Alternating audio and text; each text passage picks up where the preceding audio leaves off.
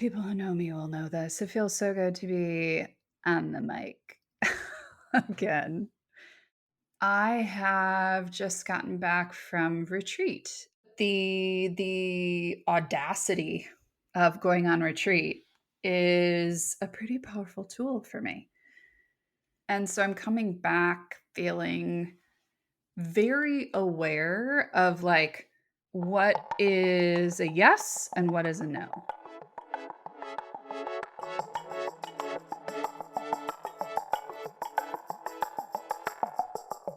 Hi. Ask us anything, ask me anything. Flying solo today, as was the last time I flew solo. Katie is delivering another Lego Serious Play workshop. Clearly, I could talk to myself forever, and I do. But we do have a question. Dear Emily and Katie, when my boyfriend and I started dating, neither of us wanted kids. But as we've fallen in love and now live together, he's changed his mind and now he really wants to be a dad. I am still very much on the fence. I love him, but I find myself making pros and cons lists of having kids while I see other women knowing in their gut whether or not they want them. But I sincerely don't know, and I fear that I'll regret either decision. Big sigh for you. And of course, if I decide I definitely don't want kids, then I'll have to break up with the person I love, which makes this all that much harder. Help. Okay. So I'm going to pretend that you and I are in a conversation, Asker. I'm assuming, yeah, you're a woman, and so am I. And this is a question that sort of demands urgency, demands clarity, not just from your internal systems, but from our culture. Do you want kids or don't you? You're a woman, so this is clearly something you must be thinking about. And you must be confident in your choice and your decision. And in my experience with this very question, I've been married before, and we were together for almost 16 or 17 years. And toward the end, this question came up. Um, and it just so happens where we both exist now, we don't have children in our separate relationships after our divorce. But in my experience, up until a certain age, this is a question. And I can tell you that I started this episode with talking about clarity. That is what we all want. We are comfort seeking missiles. So to live in a space of uncertainty is not what we want. And so sometimes, especially with something as important or heavy or future defining as this, we want to move out of it as fast as we can. So there's a couple affirmations I want to start with. One is your partner's changed his mind, and that's going to happen. That's going to happen in every relationship. I am the queen of wanting, you said it this, so that's what it is. Like, we do not deviate. And that got me in some ways into treatment for anxiety and depression. That like inflexibility, right? The commitment to there's a right way and a wrong way. And so we better do it the right way. So he changed his mind and now he wants to be a dad. You're on the fence. What I hear in that is, I'm on the fence. I don't know. I sincerely don't know. So there's a couple options there. I'm sure there's 100 options there, but I was thinking about something I learned in treatment and learned in my professional training too. But, I have amnesia, so I forget these things. And I also can't practice therapy on myself. So, radical acceptance. That's how I'm going to help you. Radical acceptance. I know.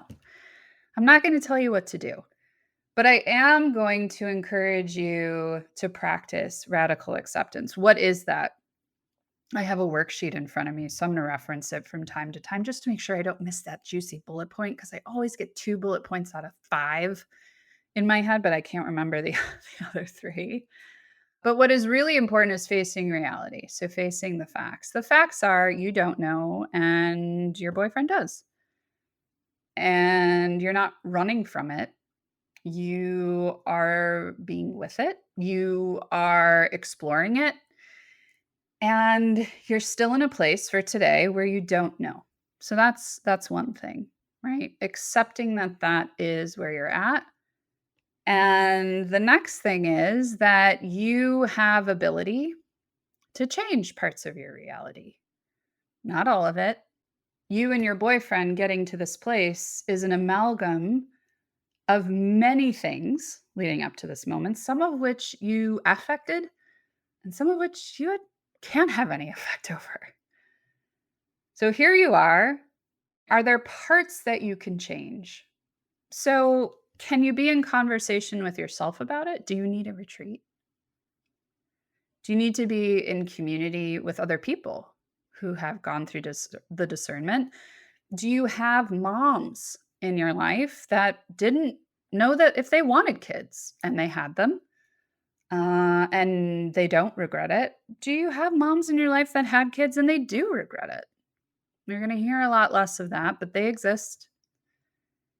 Part of what we're talking about when we talk about radical acceptance is then our ability to tolerate the distress that comes into our lives, that distress tolerance. So, what you're saying when you say help is like, ooh, I'm kind of at the edges of what I want to tolerate here.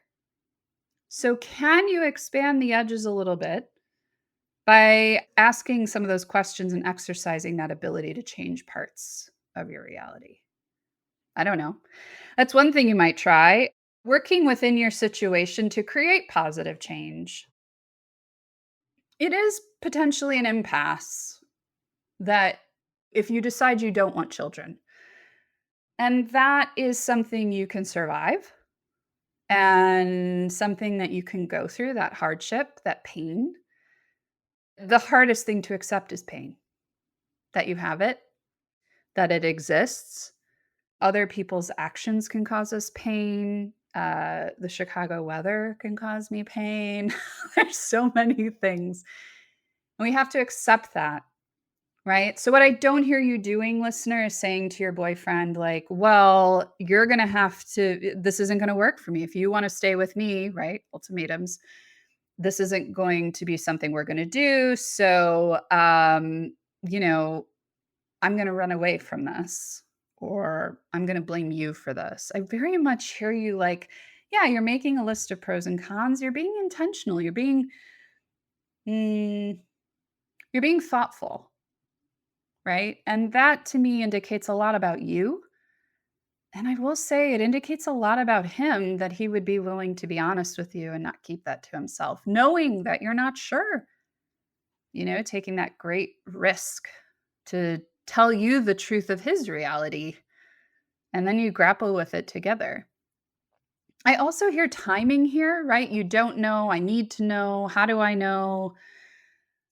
One of the great desires, right, is for us to, as I said earlier, like be relieved of that pain. So what you're doing when you're kind of forcing yourself into like, do I, don't I, is you're causing suffering. One of the things human beings are maybe the only species to do this, but we have a feeling, we feel pain, and then we judge that we have that feeling, and that adds suffering. And then, it's just hard. It's harder, but it's a very normal thing for us to do. So, accepting that you're at this impasse, right? There's barriers to that acceptance, and those barriers induce suffering, right? So, moving toward acceptance, how do you do it? So, this is the question, right? Acceptance of where you are now. I'm not telling you what to do. I'm not telling you how to make the decision, even, but there are a few skills that you can build. And I did this too. Can you believe it? Honest to God, I have all these books from PhDs on my bookshelf. and licensed professionals, and I also went to treatment with, obviously licensed professionals there. I went to graduate school, right? I think this binder from my time there is probably what I reference the most with really like beautiful, life altering conversations, right? The ones that we roll around a lot. So here's what you can do. Mindfulness, practicing mindfulness. Through practicing mindfulness, you're really going to increase your tolerance. This is what it is for today. I don't know what's coming in the future. I'm not actually getting angry at the past or the present. I'm just here and I'm witnessing. You also can't change anything, right? So it just sort of is, right? That mindfulness ability, being able to be with this discomfort, identifying the facts. The facts are, right? You are in the space. I don't know if I want children, and my partner does. What I love about this too, if I may say, is it's introducing the issue. It's such a beautiful opportunity to interrogate your own experience. Why don't I know? Staying curious and open-minded is another skill that's going to get you toward acceptance. You don't sound committed to a way forward. I really don't know. I'm going to see how this goes. But your boyfriend has introduced a variable that's really having you sit with that, interrogate that. Oh my gosh, self compassion. I feel like Katie and I, God, every coaching client I have right now inevitably has an experience of beating themselves up and calling themselves names, and also just believing that they should be capable of things that they would never expect me to be capable of. And so self-compassion, of course, Dr. Kristen Neff is the person we always, always talk about when we talk about self-compassion. But even a step before that, practicing self-compassion, I would love for you, listener, who's asking this question, to notice when you're putting yourself in that suffering mode. Just get to know that part of your mind that says that this is a problem that you don't know. Why don't you know? You should know. You should know. If you don't know, then you should know. So, how can you treat this part that doesn't know? I don't know why I'm pointing here. What if it really was this part of the brain? And treat it with compassion. And then validation. Oh, God's right. So, I'm just going to remind us of the skills I've just rattled off: mindfulness, identifying the facts, openness, willingness. We're practicing radical acceptance here, guys. It's awesome. Self compassion. And then self-validation, right? So these are the emotions I'm feeling. I'm afraid, honey. Like, I'm afraid. I'm afraid that I don't know, but I'm also afraid that if I make a decision right now that I'll regret it. I need some time. I need maybe some space. I want to talk to some people that I really trust, and I know you'll Google it, and I know you'll go to Facebook and Instagram too. And I don't I don't blame you for that. As you want the answer. But it's going to come. It's going to come, or you are going to be ambivalent and you are going to do something anyway. And trust that you have within you what you need to carve out what it means to live without regret from whatever decision you make. The thing about decisions is you make one and there's like, I don't know how many you've made today. I forget the stats. See, Katie would be really good at this. Something ridiculous. Thousands of decisions we make every day. This is a big one, but just like, right, you changed your mind and he changed his mind. If you decide not to have children and then down the road you decide you do, there are options for that. If you decide to have children and then down the road you're really struggling, there's community and support for that, I hope. There should be more. There should be more. So, what I want to say to you is it is a life altering decision, and you are in the period before you make it. And that's how all decisions work: a decision to leave a job, a decision to leave a marriage, a decision to start a marriage, a decision to start your own business. All of these things, right, don't happen in a moment. There are so many moments. So I want to invite you to really be mindful of the moments upcoming. that are going to lead you to whatever the next lily pad is that you jump onto. And the practice of radical acceptance, double click on that if you want to hear more about it. Dialectical behavioral therapy is the framework I'm pulling from, Marsha Linehan. But like, there's a lot there. And if you're in therapy, you're probably experiencing this. You could also employ a therapist to help the two of you talk about it, if you need it. And you might not. Is this helpful? I don't know. If we were in conversation, I'll tell you right now, we'd either be having a glass of champagne, because that's fun right about now. I'm recording at 4:00. Or maybe a cup of tea. And I'd pause and say, what do you think? What do you feel? And just hear what you have to say now. So I suppose that final thought is be in conversation about it. You don't have to figure this out by yourself. You don't even have to figure it out. More will be revealed. And it sounds like you're in a very loving partnership. How lucky you got to fall in love. So good to be in love.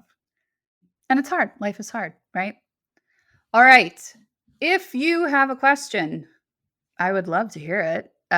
You can reach us at who'smissing.com/ask us anything. You can submit questions there. You can call us. The phone number is 773-389-3638. Call us. You can email me, drop to the comments. You know the drill. DMs, the whole bit. Yeah, we work in leadership development, and I can tell you with confidence, that's why everyone in our organization has a master's in a mental health profession. Because leadership is absolutely about principles and strategies and tactics. And it is about what we want and who we are and what keeps us from getting there. And one of those things is radical acceptance. Keep in touch. Let us know how it goes. And we'll celebrate with you whatever you decide. Thanks for listening.